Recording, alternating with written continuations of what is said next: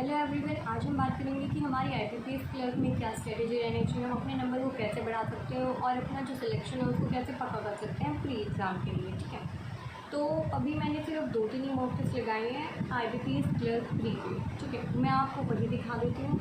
और मैंने जो पहले मॉक टेस्ट लगाए थे, मतलब मैंने पिछले साल जो मैंने पहला एग्ज़ाम दिया था वो मेरा आईबीपीएस क्लर्क प्री का ही एग्ज़ाम था। मेरा क्लियर नहीं हुआ था। हमारे स्टेट की कट ऑफ गई थी 82.5। मैं हरियाणा से हूँ तो हरियाणा की कट ऑफ 82.5 गई थी और मेरे उसमें 69 मार्क्स आए थे। मैंने काफ़ी प्रैक्टिस की थी उसके, लेकिन तब मेरी स्टार्टिंग फेज में मुझे 1-2 महीने ही हुए थे तैयारी करते हुए, तो मेरी सिलेक्शन नहीं हो पाया था, तो मैं उस रिज़ल्ट से सेटिस्फाई थी। ठीक है, आज अब हम बात कर लेते हैं कि अब मेरा रिज़ल्ट क्या है और मेरा पहले रिज़ल्ट क्या आ रहा था, मतलब जो मैं मॉक टेस्ट दी थी उसमें मेरे मार्क्स क्या बन रहे थे। ठीक है, अगर हम देखें तो पहली बात तो हमारा आईबीपीएस क्लर्क प्री का एडमिट कार्ड आउट हो चुका है।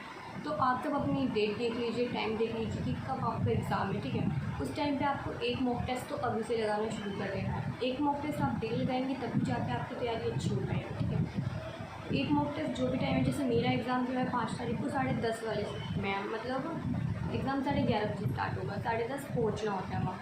तो मैं 11:30 बजे अब डेली एक मॉक टेस्ट लगाऊंगी और इसके अलावा अगर मुझे एक और मॉक टेस्ट लगाना है तो मैं वो किसी और टाइम पे लगा लूँगी। ठीक है, आप लोगों को बिल्कुल ऐसे ही करना है। अब अगर हम बात करें जो बच्चे किसी और एग्ज़ाम के लिए भी जा रहे हैं तो उनके पास थोड़ा टाइम कम होता है, तो वो भी सिर्फ एक मॉक लगाइए।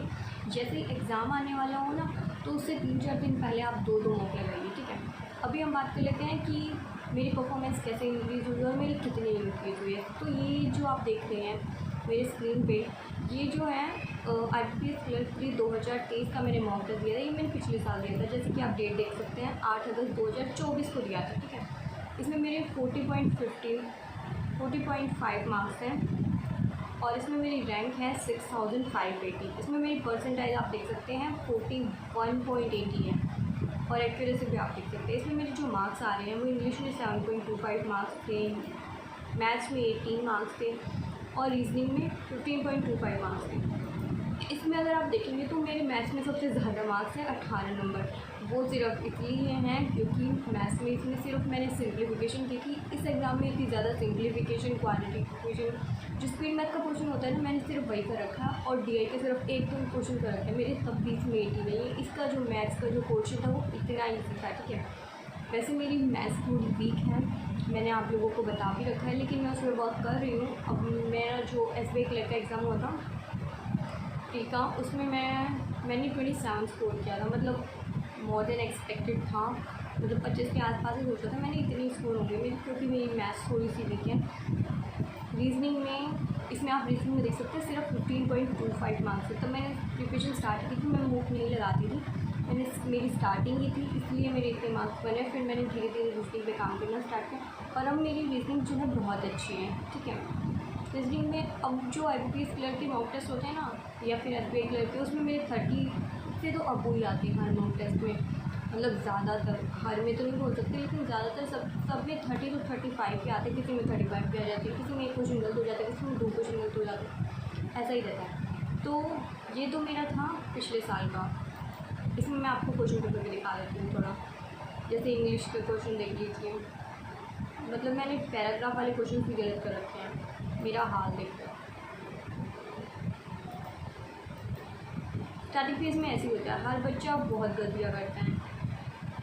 ये एरर डिटेक्शन वाले भी इतनी क्वेश्चन गलत है, और ये देखो इतने सारे क्वेश्चन मैंने छोड़ रखे हैं, कोई बात नहीं।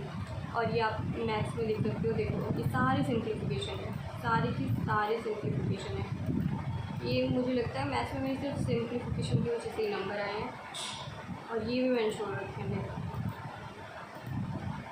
ये सिर्फ एक अर्थमेटिक का सिर्फ एक ही क्वेश्चन किया था, एजेस वाला, वो भी 9-10 तक मैथ्स पढ़ी है तो उस हिसाब से किया था। उसके बाद रीजनिंग का देख लो, रीजनिंग में 3 क्वेश्चन गलत हैं। इसमें स्टार्टिंग में हमें ये नहीं पता होता ना कि हमें कौन से क्वेश्चन पहले उठाने, कौन से बाद में उठाने, तो मैंने सारी पजल ही कर रखी हैं और शुरू में हमसे पजल इतनी जल्दी बनती नहीं है, बीच में 1-2 क्वेश्चन इसके आ गए तो ये कर रखे हैं अकॉर्डिंग के, अदरवाइज़ मैंने पजल कर रखी है सारी। अगर अब इतना दिमाग होता है कि कौन से क्वेश्चन पहले करने होते हैं तो फिर जो जल्दी जल्दी करने वाले क्वेश्चन होते हैं जैसे सिलोगिज्म, इनइक्वालिटीज, ये मैं पहले उठाती हूँ तो शायद नंबर ज़्यादा बन जाते। ठीक है, तो अब तो बात हो गई इसकी कि मैंने क्या क्या गलतियाँ की थी। अब हम बात कर लेते हैं हम जो मैंने 2-3 दिन पहले मॉक टेस्ट लगाया है। आज 25 डेट है, मैंने ये 2 दिन पहले मॉक टेस्ट लगाया था 23 को। इसमें आप मेरे मार्क्स देख सकते हैं। मेरी जो परसेंटाइल है वो 99.50 दिखा है। अभी मैंने जो फ़ोटो इस जो वीडियो का मैंने जो थंबनेल बनाया था उस पर 99.60 दिखेगा आपको, और इसमें मेरी रैंक भी 10th दिखेगी, और यहाँ पे बच्चे भी कुछ कम दिखेंगे। उसके बाद और भी बच्चों ने एग्ज़ाम दे दिया है, तो 2-3 बच्चे मुझसे आगे निकल गए हैं, कोई प्रॉब्लम नहीं है। लेकिन फिर भी मेरी 99.50 परसेंटाइल है, अच्छी परसेंटाइल है काफ़ी। अगर आपकी 95+ परसेंटाइल आ रही है ना, तो आप ये समझिए कि आप बहुत अच्छे तरीके से तैयारी कर रहे हैं। मेरी ज़्यादातर 90+ ही रहती है। मैं यही बोलूँगी हर मॉक टेस्ट में मेरी 95 से ऊपर रहती है, कभी कभी 93 भी जाती है, 92 भी जाती है, 90 भी जाती है। लेकिन यू है कि 90 अगर आप अबोव हैं, 95 अबोव हैं, तो आप श्योर हो सकते हैं कि भाई आप अच्छा परफॉर्म कर रहे हो और आप एग्ज़ाम में भी अच्छा परफॉर्म करके आएंगे, अगर आपका माइंड ऑफ स्टेट जो है एग्ज़ाम के टाइम पे ठीक रहा तो। ठीक है, अब हम बात कर लेते हैं कि इसमें मैंने क्या अच्छा किया, मेरे मार्क्स कितने आए। इंग्लिश में देखो, इंग्लिश में मार्क्स देख के मैं खुद ही बहुत खुश हूँ। 30 आउट ऑफ 30 इंग्लिश में लाना बहुत बड़ी बात होती है।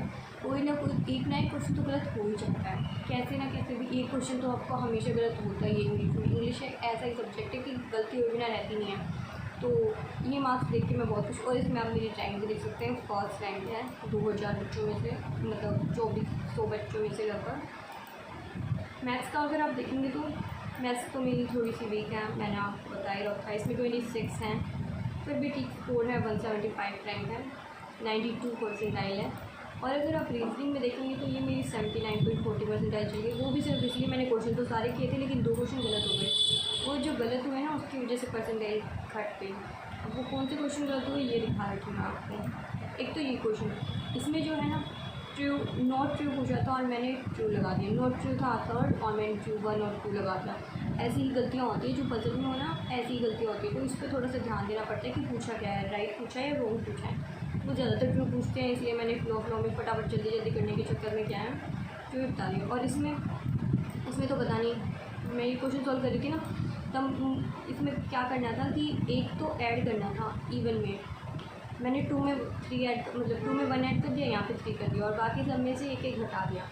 ये जो मुझे 6 है ना, ये मुझे इवन दिखाई नहीं। मैंने इतना ढूंढा कि कोई और इवन नंबर मिल जाए मुझे, लेकिन उस टाइम पे पता नहीं मुझे ये 6 दिखाई नहीं, या फिर शायद मैंने नोटबुक में जब सॉल्व करी थी उस पर लिखा ही नहीं होगा, ऐसा कुछ हुआ था, इसीलिए मेरा आंसर जो है गलत आ गया। तो ऐसे ही सिली मिस्टेक्स होती हैं, तो थोड़ा सा आप ध्यान रखिए। और अगर आपको टिप्स वगैरह चाहिए तो मैं आपको सिर्फ इतना ही बोलूँगी कि इंग्लिश के लिए आप क्या करिए, आप अनुभव से जो 77 मैराथन है उसको फॉलो करिए, जो 150 कॉन्सेप्ट्स हैं उसको फॉलो करिए, और उसके पीडीएफ को रिवाइज करते रहिए। अगर आप सिर्फ एक बार पढ़ लेंगे और बात खत्म, ऐसे तैयारी नहीं होती है। पहले आप उसको पढ़िए, मतलब पहले क्लास लीजिए प्रॉपर। अगर इतना ज़्यादा टाइम है तो 0.15x स्पीड पे देख लीजिए या 2x का देख लीजिए, जैसे भी आप कंफर्टेबल हो। और उसके बाद उनकी पीडीएफ को टाइम टू टाइम रिवाइज करते रहिए, क्योंकि हमारा माइंड इतना शार्प नहीं होता कि हम एक बार पढ़ने से सारी चीज़ें याद रख सकें, तो हमें उन चीज़ों को रिवाइज करना पड़ता है। ठीक है, और उसके बाद अगर मैथ्स के लिए अगर आप पूछो तो मैं आशीष अरोड़ा सर को फॉलो कर रही हूँ, बाकी चीज़ों के लिए अर्थमेटिक और एनुअल। और जो स्पीड मैथ्स के पोर्शन है उसके लिए मैं नवीन सर की सुबह 6 बजे वाली क्लास देखती हूँ, और उनकी वायरल मैथ्स की बुक है, उसमें से थोड़ी बहुत प्रैक्टिस करती हूँ, टेबल वगैरह याद करती हूँ, क्योंकि मुझे मैथ्स पे थोड़ा ध्यान नहीं देती, तो इस पर मैं थोड़ा काम कर रही हूँ। और रीजनिंग के लिए तो मैं फ़िलहाल अभी किसी टीचर को प्री के लिए तो फॉलो नहीं कर रही हूँ। प्री के लिए तो मैं सिर्फ मॉक लगाती हूँ। वैसे मेंस के लिए मैं सौरभ सर को फॉलो कर रही हूँ, और जो प्री के लिए मैंने किस टीचर को फॉलो किया, तो मैंने सोना मैम है और बैंकर चड्डा की, उनको मैंने प्री के लिए फ़ॉलो किया था पहले। उसके बाद फिर मुझे ज़रूरत नहीं पड़ी प्री के लिए, मुझे नहीं लगता मुझे किसी को फॉलो करने की ज़रूरत है, क्योंकि प्री के तो अब मॉक टेस्ट लगाओ वही काफ़ी हैं। और अभी तो बस मैं मेंस कर रही हूँ, वो भी सौरभ सर से, उनका बैंकर बैच है उसमें वो मेंस कराते हैं, या फिर उनका चैनल भी है उस पर भी वो कराते हैं चैम्पियन रीजनिंग के नाम से, तो आप उसको भी फॉलो कर सकते हैं। और हाँ, एक और बात, IPPS प्लस प्री के साथ साथ आप मेंस पे भी थोड़ा ध्यान दीजिए, करंट अफेयर्स को साथ में लेके चलिए। और करंट अफेयर्स जो अभी हमने देखा, SBI PO का एग्ज़ाम हुआ है, मैंने नहीं दिया, लेकिन जैसे पता चल रहा है रिव्यू से, उसमें क्या हुआ है, लास्ट 2 मंथ से ज़्यादा पूछे गए हैं, लास्ट 2 मंथ से या फिर लास्ट मंथ से, या मतलब ज़्यादातर 2-3 मंथ से पूछे गए हैं। तो मतलब जो पास वाले महीने होते हैं वो ज़्यादा इंपॉर्टेंट होते हैं, सब बोलते हैं। तो ये बात इस एग्ज़ाम में तो बिल्कुल फॉलो होगी कि लास्ट के जो महीने होते हैं, जो 3-4 महीने होते हैं, वो ज़्यादा इंपॉर्टेंट होते हैं, तो उनको तो आपको करना ही करना है। और उसके बाद वैसे अगर देखा जाए तो 5-6 महीने करने होते हैं हमें। तो पहले जो लास्ट के 3-4 महीने हैं उनको करेंगे, उसके बाद जब वो हो जाए, उसके बाद फिर जो लास्ट के जो 2-3 महीने बचते हैं, जो 5-6 महीने में से, उसको भी निपटाइए। और अगर आप RRB PO के लिए कर रहे हैं तो आपको तो 7-8 महीने पकड़ने पड़ेंगे। ये सब टीचर्स आपको हर जगह पर बोलते हुए मिल जाएंगे कि जो RRB PO और क्लर्क है वो एक्सेप्शनल है, उसमें जो है 7-8 महीने आपको करने पड़ते हैं। तो उसमें भी आपको मार्च से तो नहीं, अप्रैल से लेके चलिए तो आपका हो जाएगा, अप्रैल मई से, ठीक है। तो मैं तो यही फॉलो कर रही हूँ, आप भी ऐसा ही शेड्यूल फॉलो करिए। प्री के लिए सिर्फ मॉक टेस्ट देते रहिए और उसके अलावा मेंस पे फोकस करिए, क्योंकि मेंस निकलेगा तभी कुछ फ़ायदा है। तो ये तो निकल ही जाएगा, मतलब इतना कॉन्फिडेंस से तो नहीं बोल सकते, लेकिन प्रैक्टिस करते रहेंगे तो निकल जाएगा। क्योंकि हमारी मेहनत है, तो मेहनत का फल तो हमको मिलता ही है, ठीक। तो थैंक यू सो मच, आप इस तरीके को फॉलो करिए। और अगर आपको कोई भी डाउट हो या कोई भी टिप्स या किसी भी सब्जेक्ट से रिलेटेड कुछ भी पूछना हो तो आप कमेंट सेक्शन में पूछ सकते हैं, मैं आपका रिप्लाई ज़रूर करूँगी। और अगर कोई ज़्यादा इंपॉर्टेंट टॉपिक होगा तो मैं उस पर आपके लिए वीडियो भी बना दूँगी। Thank you so much, bye.